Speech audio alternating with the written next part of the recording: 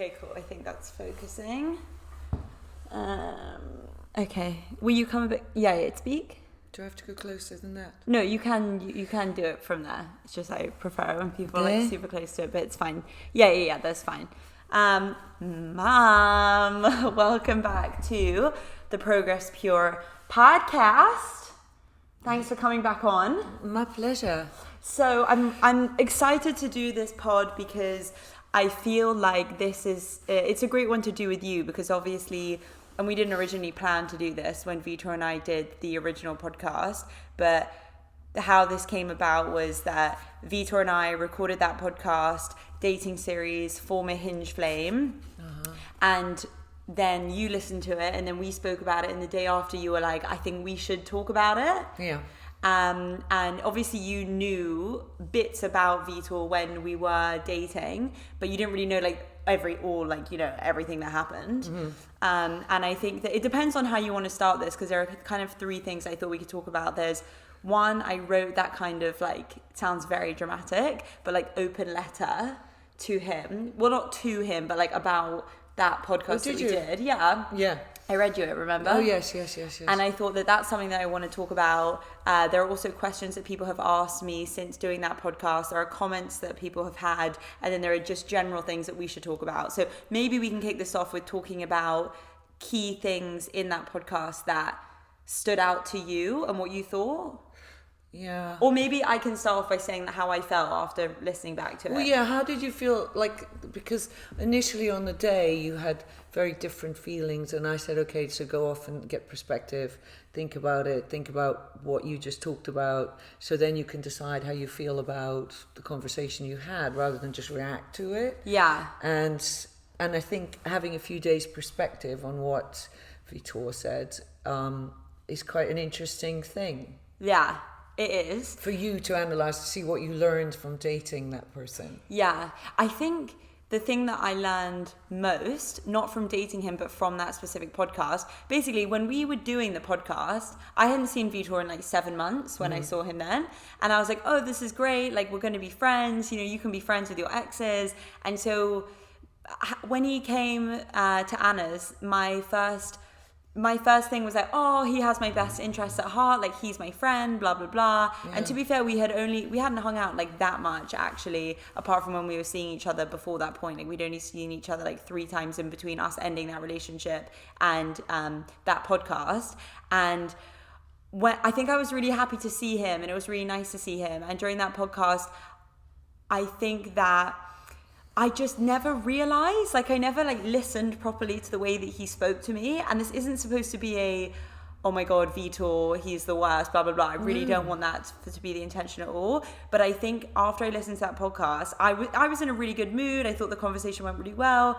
And then when I listened back to it, and my friends listened to it, and I got feedback about him and how he was treating me in the podcast, I guess I just saw it from a whole different perspective. And I was like, oh, I basically felt like we actually didn't have a good dynamic as friends, and that I didn't really feel like he wanted me to be his friend in that podcast, and that things weren't really fair in the things that he was saying to me. And I didn't feel like I necessarily defended myself maybe in the right way that I should have. Is that how it came across? I think you're overanalyzing it a little bit. Do you? Tell me. Yeah, first of all, you're giving Vitor way too much credit for having a thought out process in his head.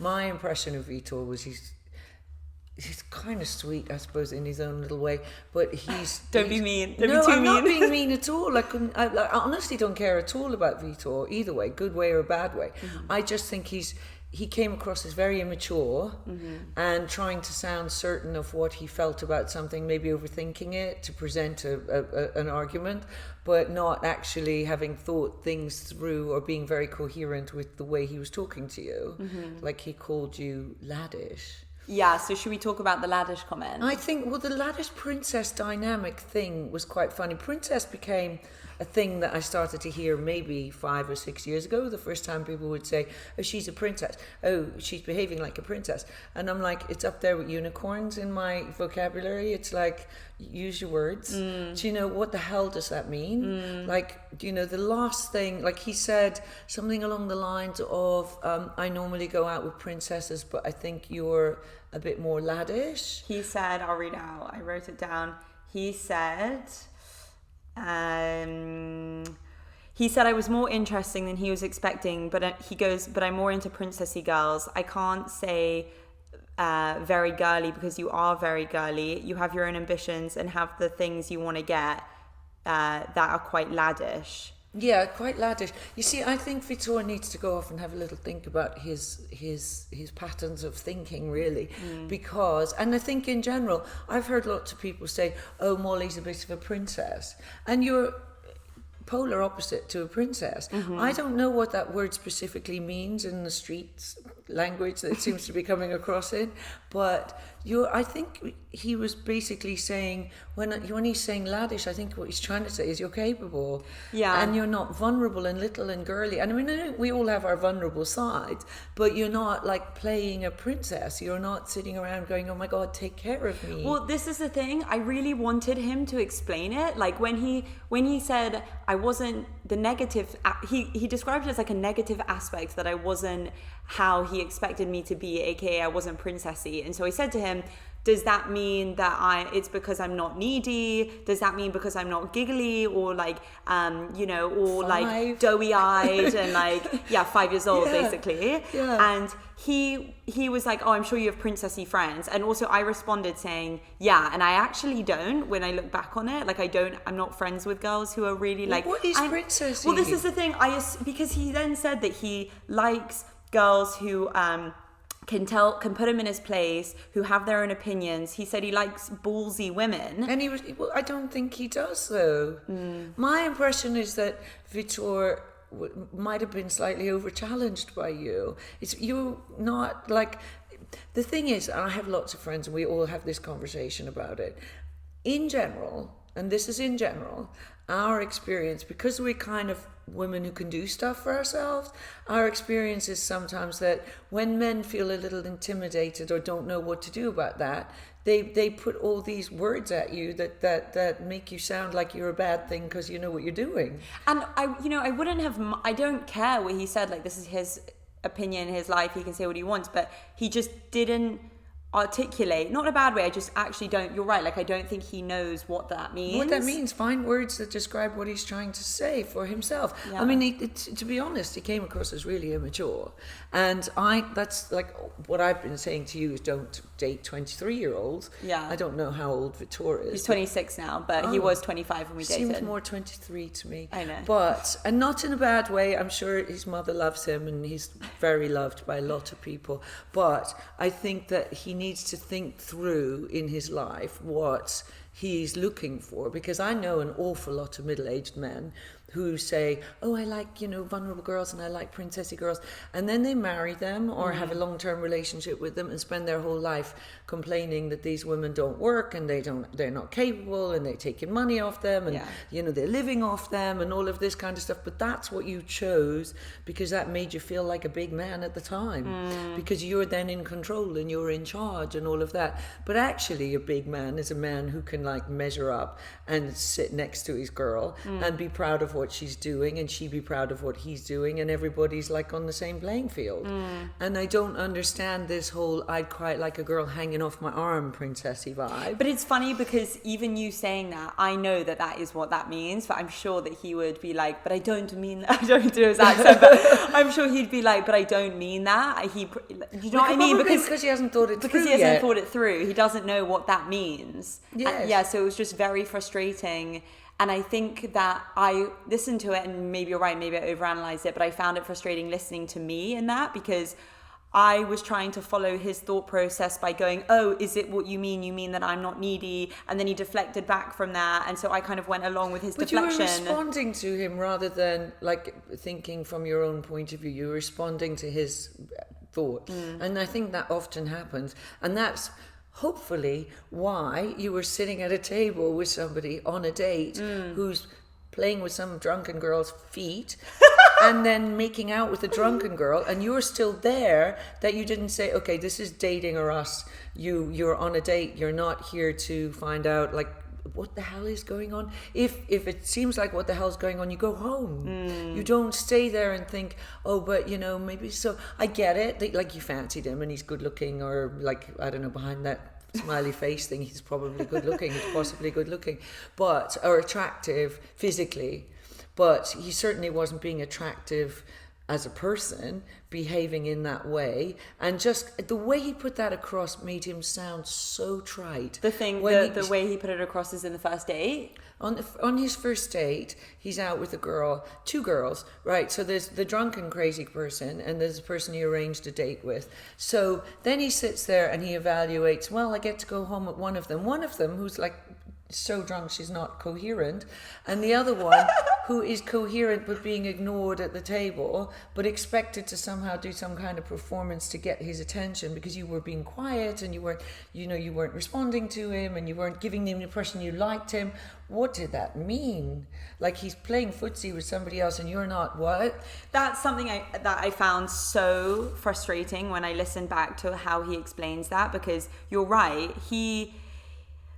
the thing that like really annoys me is that he doesn't listen to what I'm saying. Like, I feel like I tell him that this is what happened, this is my perspective, and then he just deflects it by being like, no, because you don't understand, because this is what happened and that's not true. Like, for example, when he says to me, listen, I was talking to this other girl because you were talking to another boy, and I say to him very clearly, like, the point that I'm trying to make is that if the fact that you were on a date with me, another girl was all over you. Like, I couldn't even really get in there. Like, she was all over him. Some date, eh? And the fact that he says it in a way that he expected me to kind of like grab him and like get his, that I wasn't, really like trying to compete with this other girl. And the fact that he kind of puts it on me and going, yeah, but you were talking to the other guy. Yeah, what am I supposed to do? Like, stare off into the distance, like waiting for Vitor to stop playing footsie with this girl and talk to me? Like, it just really frustrated me that he didn't listen and go, you're right, actually I can see it from that perspective, and how maybe that must have been a bit of a, overwhelming situation for you, and how you probably would have felt that I didn't want to talk to you, and it makes sense why you would talk to that man now. Like, I get it. I just needed him as a friend to acknowledge how I felt, and he didn't do that. Vitor, A, is not your friend, and B, Vitor has bad manners. So, I mean, if you went out to dinner with your brother's random friend and you're just sitting there at a business meeting and he was behaving like that, if you're having a cup of coffee with your mates, with one of your boys, and you're out having a cup of coffee and they're making out with or playing footsie with someone under the table and not talking to you, it's just bad manners. It comes down to having a little bit of good manners when you're out with anyone, regardless. It could be a priest. Well, that's something which I after we did the pod, he tried to talk to me and I said, like, listen, I'm just a little bit frustrated, I don't really want to speak right now. And he was like, why? And so I called him, we spoke on the phone, and the thing that I said to him is, I was just like, he doesn't have a level, I know this is so mean, but whatever. The quality of person that I want just as a friend, he doesn't meet. Like, when we were at that date, when we were doing the podcast, he says, oh, I think you and I maybe have different expectations of what a first date should be like. And I say to him, listen, loyalty means a lot to me. And then I go, it's not even loyalty, it's integrity. And the fact that, like you said, if you go to a business meeting or whatever the scenario is, like, I said to him, I wouldn't have done that. And this is another thing where when he got with his ex-girlfriend and I, during the relationship, and I said, I wouldn't have done that. And he quotes me on that. What I'm not trying to put the blame on him and say, I'm a better person than you. I'm trying to say, like, listen, in this life, I'm trying to reach a level of like trying to be a good person. And what you did shows that you don't have integrity. Like, you're supposed, like, as a stand-up person, you go on a date with someone, you respect that person is there in your presence. You don't like throw it in their face and not care. But I think you're turning it into a little bit of like he did da. So it doesn't matter what Vitor does in his life. He's like nothing in your life, and you know what I mean. He has no impact on your life. The people that you bring into it, what I think the way you should look at it is, what did I get out of this having met this person? It doesn't matter how Vitor behaves. There are a million Vitors. You'll have another one of him in a second if that's the kind of quality you wanted. But what you need to look at is, what did you learn from that scenario? I think you learned quite a lot of things. If you go on a date with someone, or for a coffee with someone, or out to meet a total stranger for any reason, and they diss you in that way at a table where you're kind of sitting around looking and having to talk to random strangers because you're not really sure what's going on, then you got to say, what's my time worth? Well, I did, in all fairness, I did think that, like when we were sitting there and he was talking to this girl, I did think I'm never seeing him again. Like I just thought, and to be honest, I probably should have just got up and left. That's where boundaries kick in. I'm never seeing him again, so I'm going now. And I know that he was cute and you were thinking about, oh, should I, like, you know, he's just attractive, shall I just make out with him? Yeah. I get that. But I think that choose who you're going to make out with, so at least they have random good manners, and you don't have to wait 4 hours while he's trying to neck someone else at the table. Yeah. You know, that's what you learn from it. Yeah. You know, Vittorio probably was still doing the same stuff when he's 50. Yeah. And complaining that his wife spends too much money, but he likes a princess. And you know, that's his deal, and that's good. And you know, there are people who live like that, and that's great for them. I don't want this to be that like a Vitor this, Vitor that. No, but it shouldn't be about him.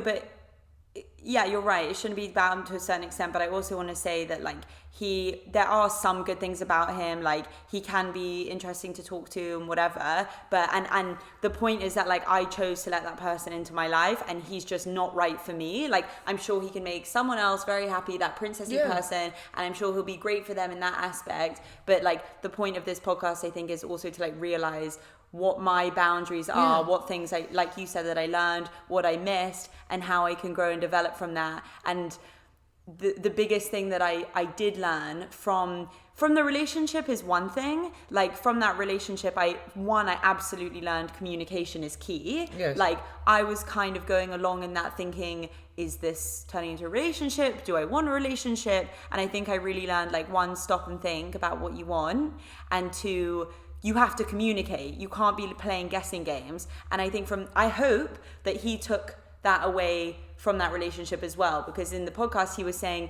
I took her to a pub, I halved on everything, I assumed that you knew I didn't want a boyfriend, which is silly. You have to say it. The implication is there for you to interpret. Exactly. And somehow I'm the fool for not like seeing the signs unless you have that conversation. And secondly, the biggest takeaway that I learned though from the whole Vitor experience, with the podcast that I did with him included, is that friendship is like everything. And he, even though we agreed to be friends, and at the end of the podcast I'm like, yeah, we should be friends, blah blah blah, like he doesn't bring anything to my life of value as a friend. You have to say that to people when you break up with them. We'll be friends. Be my friend, see ya. Yeah. But I also think that there's a lot of, like, I think, you know, there were parts of when you were going out with him, it was like, is he going to ask me to be his girlfriend? Do I want to be in a boyfriend relationship with him? I really don't see anything wrong with saying that to the person you're dating. Saying what? To say, like, you know, is this leading somewhere? Where is this going? You don't have to be aggressive about it, but like, ask for what you want in life. Do you know? And it's a funny thing. I have somebody who gives me a lot of very good advice, and he said to me, if you want to know what a man is thinking, ask him. And they will always tell you, especially if you just ask straight away. Don't go nagging and asking around the houses and try and present it in 15 different ways and coming back at it. Directly say out, do you think this is going to lead to being like a full-time relationship? Where are you at with it? And I think if people are afraid of you or they can't answer that question, they're not going to be your person. Why do you think that women don't ask that more upfront? I think they're afraid of rejection, and I think that it's part of why they don't very often, and this is very often, do well at work and stuff. They're sitting in the office and they're doing lots of like tidying up and cleaning and loads of extra work and time overtime and hoping someone will notice them. Whereas a guy will walk into the boss's office and say, you know, I'd really like this job, how much would you pay me for it? Whereas there's like some girl out the back doing 12 hours of overtime and hoping they'll see how good she is and all of that stuff. And that's not how you get on. If you want to get on, you want to know an answer from a man, you say to him, okay, so what's the deal with this? And it'll probably sometimes break up your relationship quicker, but it'll only make it go faster. It doesn't mean that you weren't going there in the first place. Just cut out a lot of the heartache and the kind of random sitting around going, well, does he like me? You know, if a man wants you, you'll know it. If a man doesn't want you, you'll know it if you ask him. So true. So if you ask him, if you say to him, do you think this is going somewhere? And he's really into you, he'll say yes. If not, you would have cut out half that wasted time you had with Vitor. Yeah. If you just said to him, are you into having a girlfriend? Where are you going? So then you wouldn't have had to hang around and like have all of that stuff barraging around in your head for ages, listening to how do I feel about this and and where is he at with this? If you want to know where he's at, ask him. And I know that like lots of men are super intimidated by it, but you're not going to go end up with a timid man.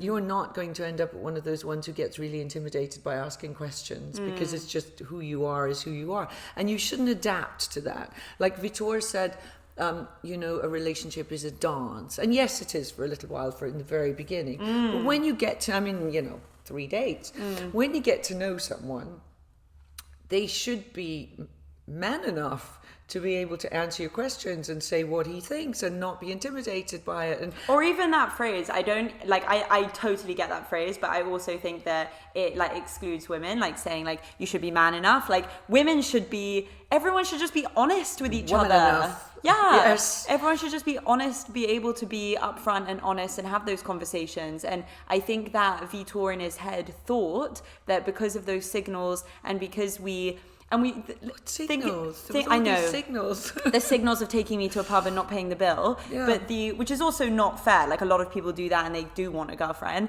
But thinking back on it, we must have had some kind of like higher tier conversation where like, because I do remember him saying that he had a girlfriend, a long-term girlfriend, but all the conversations that we had, except me when I said that I'm not really looking for a boyfriend, but if I met someone who I really liked, I wouldn't shy away from that.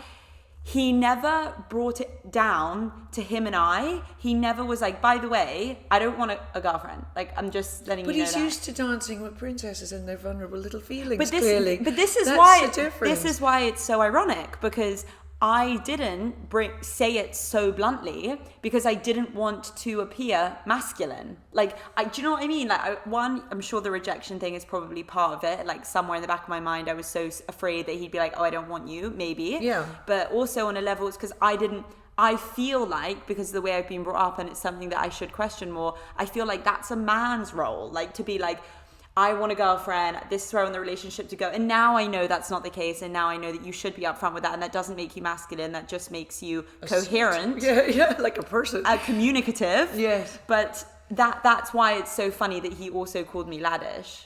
But yeah. No, but I think that if you separate him from his traits, okay, forget about him as a person. The traits that he's displaying are, he likes going out with princesses who do that thing of like, if you take me to a pub, maybe you don't love me enough. Yeah. And if you do this, then you don't. But anyone that you're going to go out with, like, you'll be able to say, I don't want to go to this pub, mate, this is gross. And he'll go, oh, okay, fair, where do you want to go? Do you know, like, any of the grown-ups that you know are going to say that without getting insulted, intimidated, worried. And you should also behave in that way, because if you want to have a happy life, you have to be happy. If you're dancing around insecurely wondering how you should behave so that he doesn't react the wrong way. Yeah, I know.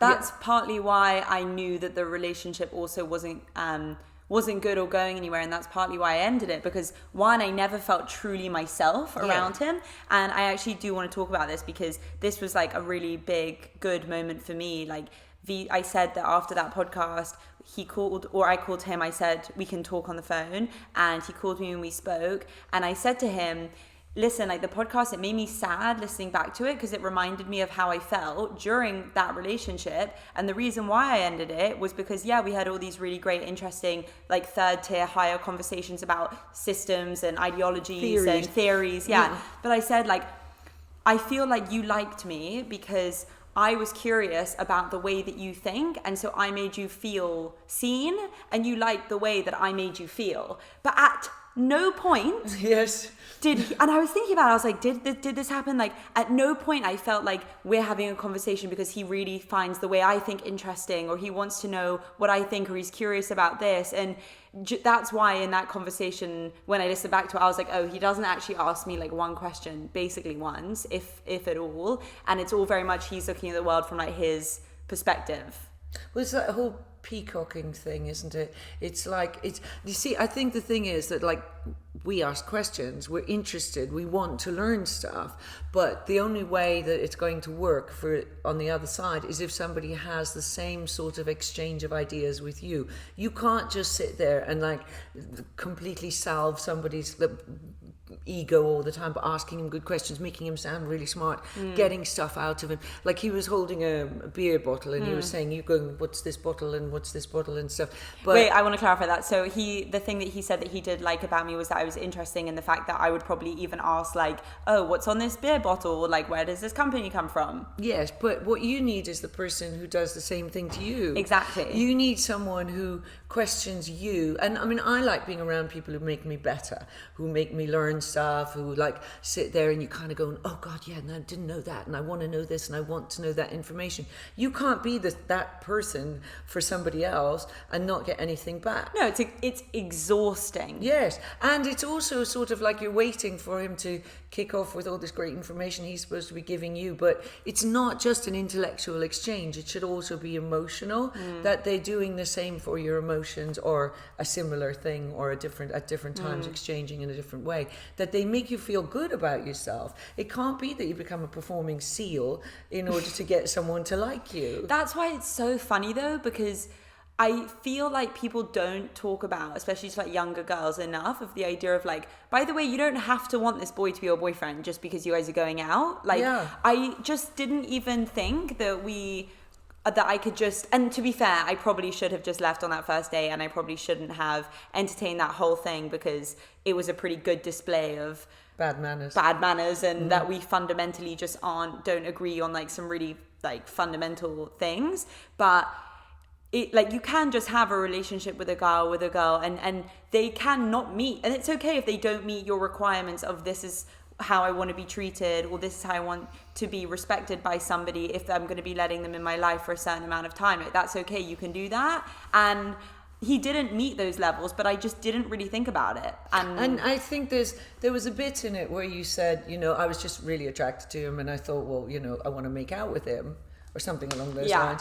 And I thought, okay, so if you, like, in retrospect, I know I'm still your mother, but in reality, in retrospect, if you'd done that and you'd made out with him and then never seen him again, then that would have been better, because you had no boundary of that. You let it carry on after he behaved like that. So that's what you need to, that's why it's good to socialize yourself, get out, meet lots of people, do lots of things, and then you'll know who you are better if you stop and think about what you did, why you did it, how you got yourself into this predicament, or not predicament, but just position where you just think, okay, so you should have just said to him the next day, you know what, thanks very much, dude, you were great, not great, whatever, meet middle of the road, whatever you were, and then just walk away, and then that's fine, because then you executed. And then if you go on a date again and somebody's making out with a drunk person on the other side, maybe it's not your thing. And I know if you've had like 2 or 3 drinks and you're sitting there and you kind of overlook things, there's also a bit of you that can get a little bit surreal, where you go, is this really happening? Yeah. Is this really happening? Yeah. And is this okay? Do people do this? And I know he's really good looking and everything, but why is he doing that?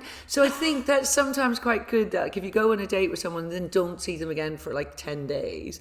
You have time to think it through. Don't communicate with them for a few days. But this is the thing, like, I thought it was so weird, because I thought we were never going to speak again, and then he messaged me pretty much every single day, and like times when I wouldn't reply and he'd send me another message. Like, I'm not saying it was a two-way street. I replied, obviously, and I would ask questions back and carry on the conversation, but I don't know, I guess that's why I found it a little bit confusing and conflicting, because I didn't think he wanted to talk to me, so I was a bit confused. Always try and put it into, I think a really good way to go is always try and put it into, like when you come back and you're not sure about something that happens, just think, if Judah treated me like that. Well, that's the thing. And you know, all my friends, and I know this is biased because they are my friends, all my friends, a lot of followers that I have who listen to the podcast, every single one was like, he is such a dick. Like, and my guy friend, I don't know. I mean, what are the men thinking? Yeah, so my guy friends, one of my guy friends sent me a message being like, haha, I can't believe this dude agreed to come on the pod. Like, does he not realize he sounds like a dick? And I went for dinner with, you know, Sam and Judah the next day, and they both like sat me down, and they were solid. My two like solid best guy friends, and they said they were like shocked at how he treated me, and those guys like. And they are my friends. So if me and Vitor, whoever it is, another guy, I'm trying to be friends with in the future, like I can only hold them, you know, up to the same level as who my friends are at, where the level of that my friends are at. You know what I mean? But you see, I think that's the big deal, is that you say to them, you say to yourself, if Sam did this, if Judah did this when I was out, not like, you know, forget about the making out with them part, especially because those two are your best friends, but just forget about that. It's just like bad manners thing. It's just bad manners, and bad manners is never gonna get better. No. If somebody's supposed to be on their best behavior on a first date, this is the peak of them. Do you know, this is as good as Vitor's ever going to get if that's how he behaved. Also, I'm not here to try and change anyone. No, it's not your I don't job. want to change someone who I want to go on a date with. I don't want to show them why it's bad manners. I don't want to try and encourage them to ask questions. If they're not curious and they're self-centered and want to look inwardly, that's fine. No, but they're immature. Yeah, it's immature. And I think go out with people who are maybe a bit older, yeah, or know a bit more, have a bit more life experience, and a little less of a princess boy. Another thing as well that I just thought was an interesting... And I mean that literally, though. He's a bit of a princess boy. What's that called? A prince. He's a little bit of a prince. You know that whole thing where your mother loved you too much? See, that's the good thing that you have. Your mother didn't overlove you. Like, you know, no, but you gave you reality checks as you're going along. It's like you've got manners, you've got to do things, you've got to behave in a certain way. And by the way, if we're going to call him a prince, I do actually want to define what that means, because I don't want to be a hypocrite. So in Vitor's terms, or a man who behaves in this way, I would sort of see it as somebody who sees the world in their light, and they're not that interested or curious in other people seeing it in their way, and they expect a lot of people to see them in this kind of elevated way. Privileged. Yeah, in a way that's not humble. Like, I just don't get that. Like, how can you not be down to earth in the sense of, maybe I don't know everything? And that's what was really weird to listen in the podcast, like everything, and I didn't notice it, which was bizarre, and I highly recommend everybody to do a podcast with their ex-person or whatever. But every point I try to make, he is like, yeah, but that's not what I'm saying, but that is what I'm saying, but you're not understanding. Oh, go, but that's exactly my point. Like, everything was defensive. I know, but it's not about Vitor. A lot of people do that, and people who are insecure do that a lot. Don't do that, because people. I'm joking. I do that sometimes, fine. But they haven't reached the point of exchange of ideas. It's more sort of proving a point in the conversation. Do you know, when you're... Because you're afraid to be rejected, but or also, you're afraid to be hung out to dry. You know, when you're talking to someone and you see people and they're not listening, they're creating the next sentence. So it's a little bit more of that sort of thing. And I mean, you've helped yourself develop quite a lot of thought. You read a lot, you think a lot about thinking, do you know, and you challenge yourself to think, and you think, is there another way to think about that, and how do I do that? And I think that helps develop thought, and I think that makes you emotionally a lot more mature. Well, I try. Sometimes I do. I am not sometimes like that. Sometimes you're 6. but at least you acknowledge that, like, if you're doing something wrong, you're like, well, I thought about this and I'm trying to work it out. And I think give him credit for, he's got a lot of years to learn stuff, and maybe go out with people who are older or people who have more life experience that's not in one little sphere. You know, if you grew up in a nice house and you went to a nice school and you got a job in a nice place and you only know like a 1% of the population type of person, then you don't know how to evaluate other people's feelings and stuff, because everyone's been telling you how pretty you are since you were 5. And look, and you're really smart and you're academic, and like, he's academic but he's not emotionally mature at all.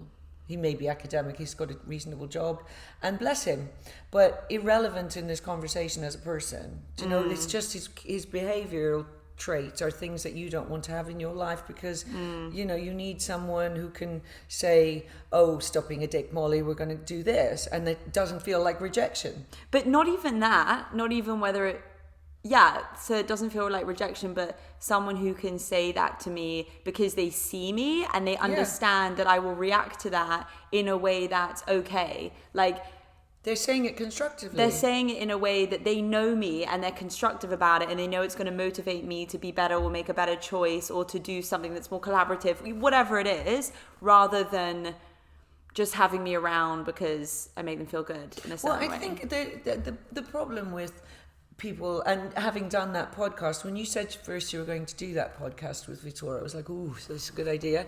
And then, but my worry was because that kind of thing is hurtful at the end of the day. And I think that's why every now and then here you go into a little bit of a rant about it. But it's hurtful to have somebody, when you know you've done your best and you were like being right on point and doing all the right things in a relationship and stuff, and somebody's kind of sitting there deciding, evaluating whether you're good enough to go out with him when he's like 7, you know, and I think that hurts. But so, I don't mean break your heart. No, but that didn't hurt me. It didn't hurt me hearing why he didn't want to go out with me. Seriously, like I seriously believe if I'm not right for a certain person because I'm too laddish or whatever, that's fine. Like that's their call. The thing that hurt me was listening back to that podcast and thinking like I felt really bad for myself that I spent like 3 months with this guy and he didn't actually acknowledge me as a person at all, and every conversation that we had reflected a very similar tune to the conversation we had on the podcast, and I just thought, wow, I gave so much of myself to him and he just didn't really see me. That's what I was a bit like, I felt like I let myself down being with him. No, but I don't know that you gave so much of yourself to him. You wasted some of your time and you learned a lot. I learned a lot. So I wouldn't see it as like, I gave him so much. No, I don't mean it You invested your time, some time there, but you have time. Yeah. And you're lucky. Yeah. And part of learning is to check out the time. You didn't spend 3 years with him. No, thank God. God help us all. But you spent time with him and you evaluated and you learned from that time, and it is what it is. And you know, you're young. There's only one way to get experience, and go through stuff. And next time you want to have a one-night stand, have a one-night stand. Don't drag it along behind you for 3 months, especially if he's been rude. So people wanted to ask, how does my mum... That sounds terrible as a mother. Yeah. People wanted to ask on that note, how does my mum feel about me going home with someone on the first date? Well, you don't go, like, first of all... I've never done that, by the way. Okay, and she says that. And I think the first thing to note is that you had a relationship with C for, what, 7 years? Oh, with C, that's so funny. Yeah. For like 7 years. So with the same person for like 7 years. You... As you say yourself, this is your first time to have ever done that. And you're 23, 24, 24 years old. And I think that if you're going to go around pretending to be a princess and a virgin princess and a like gorgeous, gorgeous person, everybody on this planet in this age, unless you're and especially if you're some Christian right-wing lunatic, is doing exactly that, but hiding it. Yeah. And you're not like some hoe out there like sleeping with everybody, and it's not. And if you wanted to be, you know what, that's your thing, so you should do that. Yeah. But it's not your thing, and you know yourself, and you thought, I'll give this a shot, and you're a very sensible person, and you know you've learned a lot from doing it. Yeah. So then you can evaluate over time if going home with random strangers is your thing or not. Yeah. And you know, and it didn't make you feel good. But you were in a relationship from when you were like 4.5 until you were like 20 something. So I think that it's part of the experience. And as well, to be fair, do you know any boy your age who hasn't slept with lots of people on one night stands? No, I don't know any. Exactly. I just only know boys who talk about it, and I don't know girls who talk about it. Yeah, I mean, you do, like once in a blue moon, if you make out with a stranger, you make out with a stranger. None of us were there on the technical side of it, but you went home and you hung out with a stranger, and there you are, a big grown up with your own job and your own career and your own home and your own stuff, so you can make any decision you want. Also, it's very interesting the basically, so when I did that podcast with Shona, that girl, she talks about not having sex for a while when you meet someone if you like them, because you actually want to try and get to know them, and like emotionally for yourself, it allows you to become like emotionally close to them, which also like makes the physical intimacy better, which I do agree with. Totally. But the perspective that Vitor was talking about it, like I agree with him to a certain extent, but then listening back to it, I was like, do I agree with that? Because he talks about how that if a girl wants basically more than for the boy to just see her as like a sexual being, or as he says, a piece of meat, then you have to withhold that for at least like 3 or 4 or 5 dates, because then you'll see that person more, because like you having sex with them is like your first data point, which is what he says. And like that is I get it to a certain level, but I also think that that's quite close-minded. Like if you do, and not specifically with him and I, but anyone else, like if you do end up having sex with somebody on the first date, if you're not able to see past that, maybe it makes it harder, but if you're not able to see past that and you do actually like them as a person, like I don't know. I don't think it should be such a given that like if you have sleep with somebody on the first date, then like that's all you see them as, like this piece of meat. It takes it back to that whole patriarchal thing where you're supposed to like, you know, sit back and like, you know, not give it up too soon. Yeah, and what is that? Like, so it just, you know, grates on my nerves because, you know, I think probably sleeping with someone on the first date is not a great idea. I think you should get to know them if you're planning to have a relationship with them. Yeah, and I if you agree. want to be with someone, you really need to know, because I think being sexual with someone creates a sort of a, whether you want to or not, it creates some kind of emotional bond. Yeah. And you shouldn't be creating that emotional bond until you find out if he's been in prison. Yeah. Do you know? Until you find out like the basics about him and find out who he is, and like if it's someone you like, and if you like his character traits, and if he's a bit of an idiot. Yeah. And it's nice to know that before you start sleeping with him, because once you sleep with someone, you feel like a closeness to them. I don't mean you're in love with them. I mean, you just feel like a closeness that might help you overlook stuff. Yeah. So I think it's probably better to wait a little while, not from the point of view of protecting your virginity, but from the point, like, you know, the whole kind of, I have a flower, I will give the, like, whatever, not that shit. But from the point of view of like, I need to know this dude before I make out with him, because I need to know a little bit about him. And I don't want to find myself in 6 months at a party and everyone go, oh my God, I went out with, especially myself, I went out with him and he's a moron. Yeah. Do you know? And so it's kind of good to like sort of establish where he is on the level of moron before you sleep with him, so you don't embarrass yourself at a party 6 months down the road, rather than like embarrass your little soul from the virginity point of view. But that's the thing, like this idea of you should, and like it's actually crazy to listen about what he says about you shouldn't really bothered you shouldn't sleep with a guy on the first date so that he is intrigued and like more interested in who you are as a person, like. And he says regardless of whether it's a man or a woman, but that is such an odd way of thinking, that once you have sex with them, like you've given it all up, like well, exactly. the gig's up, you know, there's nothing more to find out. There's a Mills and Boons chapter when you're doing your dance and all of that kind of stuff. Do you know what? Like there's a type of person who's going to get you eventually, even if you're going to go out with someone eventually. But you need to be discerning about what you want in life. No, but to be, in all fairness on my part, there are people who I think do get me in a good way, and I'm like, no, because you're not. And I think that's something that I've learned. Like I've been like, even if people who are interested in me, like M, yes, and like T, yes, and I'm just kind of like, they're probably listening, but whatever. And the nicest though, full of credibility. Yeah, lovely, and like they're lovely people. But and choose from that pool. No, but even them. I don't mean choose one of them. Choose from that pool. Yes, I'm obviously choose from the pool of people who have told me that they like me, but. Even the credible ones. Exactly. But even those people, I think that like coming out of this relationship with Vitor and other relationships, like it's made me really just aware of like, oh, like what do I care about, and like what do I value in a person? And even those people who like me, like do they have those things? Will they make me a better person in the way that I want to become a better person? And if not, then like it's, you know, very empowering and good for myself to just be like, thank you, but no thank you, in a really nice way. Yeah, no, and I think that's right. But I also think that, you're 24, you're too young to be thinking of like a lifelong partner in a great extent. I mean, I know that like there's the kind of like thing about having a goal it's too early for you to be deciding on a lifelong partner. But I do think that you're deciding on what you don't want in a lifelong partner, and you'll have thought it through rather than just arrive and then kind of go, actually this repulses me 2 years down the line. You'll like cut those people out before you get to that point.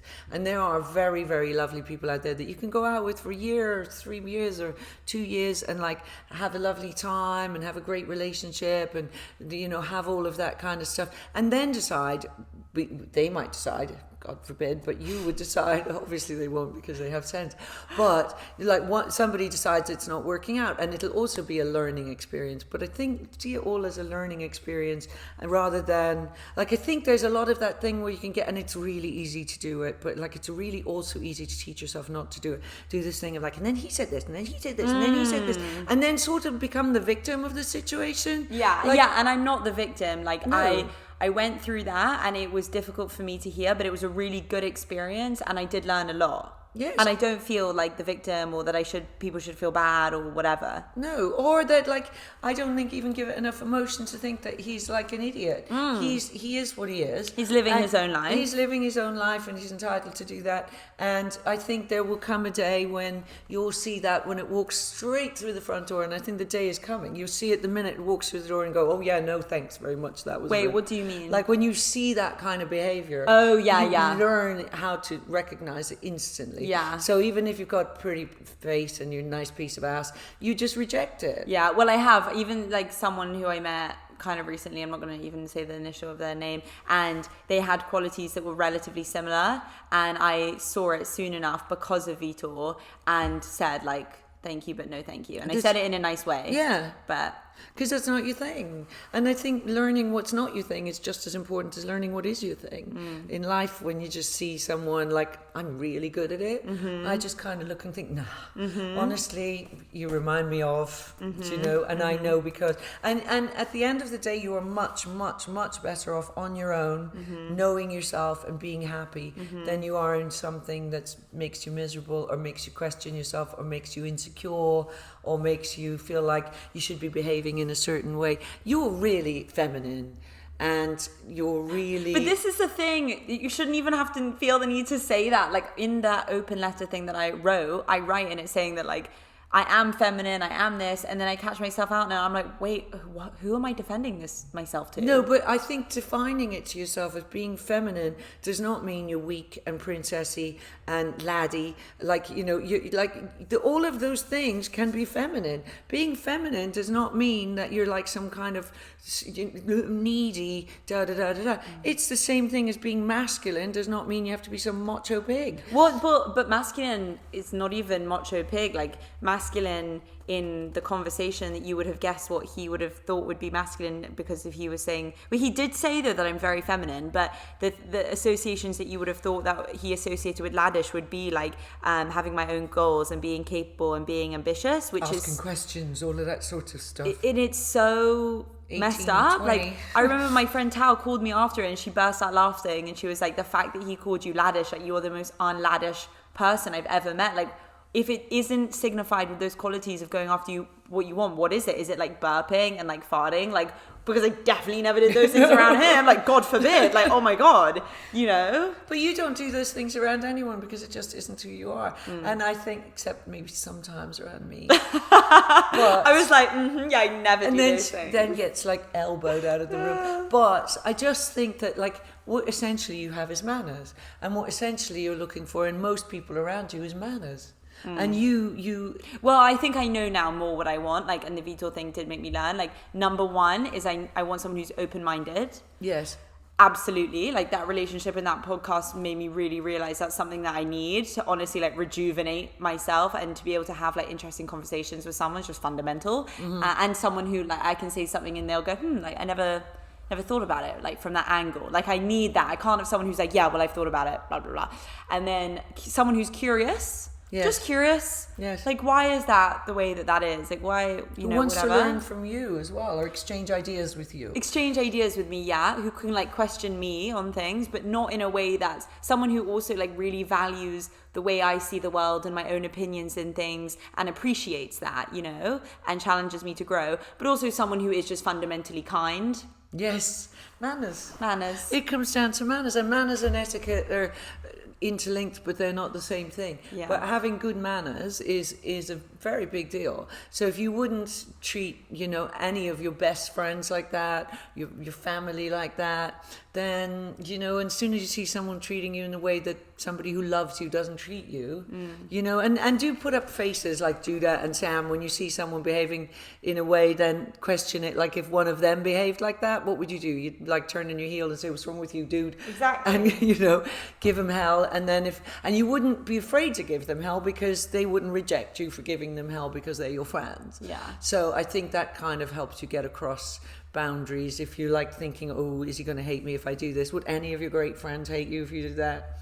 That's a really good way to work it out. Do you know? Yeah. And before we wrap this up, I was thinking, should I read that open letter thing? No, you don't think so? It's too relevant to. I know it's too relevant. So, That's why I was doubting it as well. But I thought maybe because I think in the moment after I listened to it, I was so like disappointed and angry and whatever. And now, and even though I think it's actually really beautifully written, if I can say so myself, and I kind of just want to read it so people are like, wow, that's so eloquent. She's really quite smart, you know, So for a girl.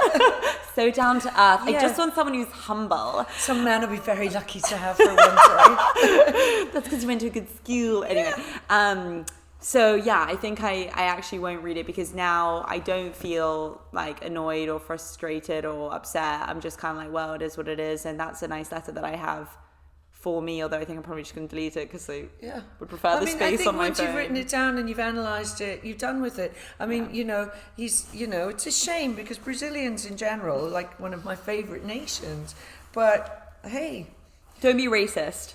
No, I love Brazilians. Oh my God, Brazilian people, Brazilian spirit is just so giving and not judgmental and all of those things. And I'm sure Vitor will be that when he's maturer. The one credit, and also, sorry, another like frustrating thing is that I was, he calls me in the pod bitchy, or he says I said a bitchy comment. He calls me bitter, salty, angry, annoyed. And I cannot tell you, and obviously this is from my perspective, at no point was I ever like, rah, rah, rah, like, you did this, blah, blah, blah. Like, I was always really... Maybe he's projecting. Well, whatever, but I just found it, it was another one of those things that I was like, I want a friend who sees me for who I am and really appreciates me and gives me credit for, like, handling my emotions and delivering them to someone in a communicative way that could be constructive. And I just felt like at no point did he like appreciate that. So that was another thing that I was like, okay, well, I'm out. Maybe he needs to work on his vocabulary because all those words like salty and bitchy, what do they mean even? I know. Do you know? I mean, they're just words, and it's just kind of like boy words against girls, and that's what you do when you're 15. And bless his little heart, I hope he has a great life. Me too. Yeah, me too. And he will, and he's going to listen to this. And you've learned a lot from it. Yeah. I mean, you've learned a lot from it. And if you're ever going to bring someone home to meet me, you should maybe have some more words and a little bit more respect from a girl. So that's the way it is. That's what I think. I think I think it's good to analyze having gone out with someone for a few months. I mean, you know, he wasn't your boyfriend. He was whatever he was. And, you know, and I think it's good to sit down and think it through, work it out, decide what you want in life and decide what you don't want in life, and don't be afraid to ask for those things. And the only way you'll know what you want in life is from going all those experiences that you're like, oh, definitely don't want that. And then put them in a category rather than have to date all of them in that group. Yeah. Just like put them in a category and go, okay, that person not interested in that type of thing. Yeah. So as soon as you get one of those kind of things, as soon as you feel slighted on a date, that person is just rude. So that's all it is. You don't need to analyze what's wrong with them. You just need to say, okay, don't go out with rude people. I'll be out of here. And in all fairness, like as we wrap this up now, I just want to say that at no point did he like lie. At no point was he a bad person. You know, it was on me. I should have left. blah, blah, blah. And that was the end of that. You know, can I just say, before we finish that up, it wasn't all on you. But I could have left. I could have just been like, this isn't for me. Goodbye. I should have ended it earlier. Inexperience. Yeah. You didn't know that people treat other people like that and imply things and do princessy things and they're afraid of strong women. You didn't know that a lot of people are intimidated by strong women. It's true. I didn't even really know that till this year. And like lots of people have told me recently, like, and I've had guys before go, oh, you're quite intimidating. Yeah, look at you with your stuff. I know, with your opinions. With your life together. Oh no, God forbid. I know. Like, I'm really sorry, but I'm the boy. I have my life together. I'm the one who's supposed to have their life together. You'll be fine. Just find a man. It's so weird. This should be another podcast, but that's just so weird that guys say that to girls who like have an opinion on things and like have a life experience, and they're like, oh. It's very threatening. Very threatening. Because you're not going to be like pottering around at home, like worrying about how you feel all the time. Where are you? Or like laughing at their jokes, like, you're so funny. Yeah, but the most important thing in the world is not your feelings. It's like what you're doing. And I think that intimidates people because somebody that I know and that you know, and I'll tell you who it is at the end, said to me once, oh, I can never go out with you because I think you're not very emotionally intelligent. And I'm like, okay, page 29 of whatever manual you read just then is irrelevant to me because I'm too busy to be like wandering around, you know, trying to measure up to your emotional intelligence or whatever it is that you've read about. Do you know, but it did make me laugh. I think that just because not all women wear their emotions on their sleeve doesn't mean they're not emotional. And I think that guys think that sometimes. I think that if you don't react in a really emotional way to some things that guys do, whether you're like crying or laughing at them or, you know, shocked by them, if you're not so reactive with your emotions to them, they think, oh, she's quite cold. Would you see what the common thing was in all of that you just said? To them. It's to them. To them. They don't like appreciate you and why you might be like that. Yeah. As a person. As people, and I'm saying this quite objectively, you and I are two of the most loyal people you could ever have in your life. And surely people should get some sense and like look for loyalty, look for self-sufficiency. If your leg falls off, mate, later on in life, if you have someone who's really kind on a genuine level rather than a superficial buy you flowery kind of level, and your leg falls off in life, you're going to be looking for a chick like us. So funny, on the phone with that call with Vitor when he was like, and I said, well, I just don't really feel like you are my friend. Like, you don't ask my opinion, you never ask me questions, you're not intrigued to know the reason why I think these. And he said, like, yeah, on a daily basis, maybe I wouldn't do that with my friends, but if you were ever in hospital or anything bad ever happened to you, I would be there. And in the phone call, I was like, yeah, it makes sense. And then looking back on it, I was like, duh. No, you wouldn't. No, but like bare minimum. Yeah, you'd be at the hospital if I'm, you know, something happened to me. But like being a friend is all about that daily, or not daily if you don't speak to your friends daily, but like whenever you interact with them, it's that exchange of I'm here for you, I'm listening to you, I'm appreciative of your presence. Like being your friend is not about only being there when something terrible happens. Exactly. And someone to like have a little chat with and make you feel good about yourself, not to make you feel like, you know, you're doing all the wrong thing and am I measuring up and all of that. You don't need anyone like that. No. Nobody needs anyone like that. Even in like the friend group, you don't need that. No. You need like no, that's my point. In the friend group, I definitely don't need that. You don't need that in the friend group. In the friend group, you need nice people who are like smiley at you. Look how it's so bad. I get so don't sweaty. Do that. No, Mom, it's so bad. Is this podcast still on? Yeah. Oh my God. I don't care. I don't care. It's just. No, lad.